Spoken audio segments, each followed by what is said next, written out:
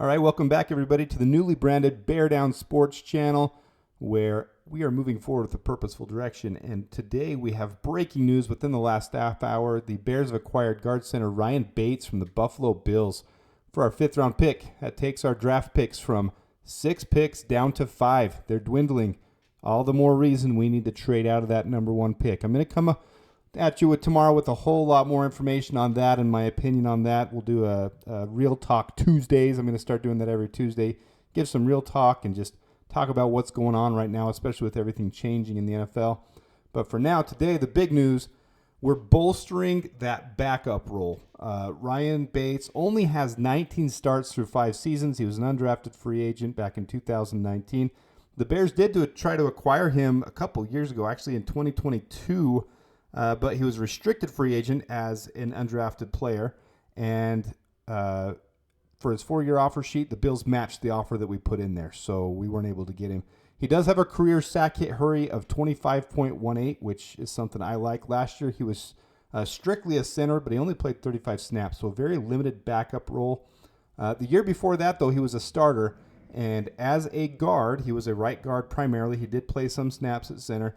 He had a sack hit hurry rate of 21.96. Those are good. If you guys know my metrics that I've created for that, that's a very good statistic. It's not great, and you can see as he was a starter, the number came down a little bit.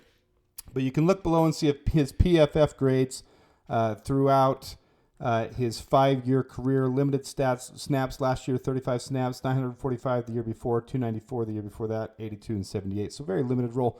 I see this as Ryan Poles bolstering that backup role because he wants to draft a center. Otherwise, he would have been going out and getting a more established veteran, more established starter like Lloyd Cushenberry. He still might. I'm not saying he won't, but this to me tips his hand that he wants to get a starting center, and he's probably got a few guys that he's keyed in on. You guys know that I love Jackson Powers Johnson. I think everyone's fallen in love with Jackson Powers Johnson after the combine.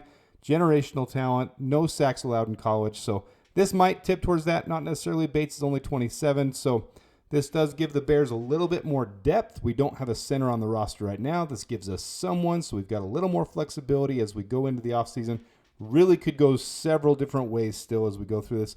It's a quality trade. It's not one that I love when we need so many pieces. I will love this trade if we trade out of number 1 and trade out of number 9, or trade out of number 1 to 2 and then 2 to 8, something in that type of scenario.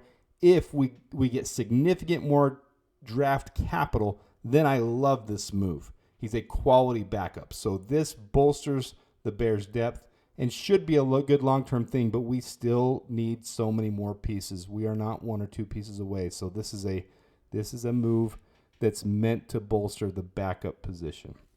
All right, not a whole lot more on this. It can't become official until March 13th. They'll have his physical in between there. All this stuff will happen, and then you'll see it become official. But it has been announced, so all of those who say trades can't be done until March 13th, well, here's proof that it does. The trade just happened. The Bears just traded for Ryan Bates with their 5th-round pick. So till next time, bear down.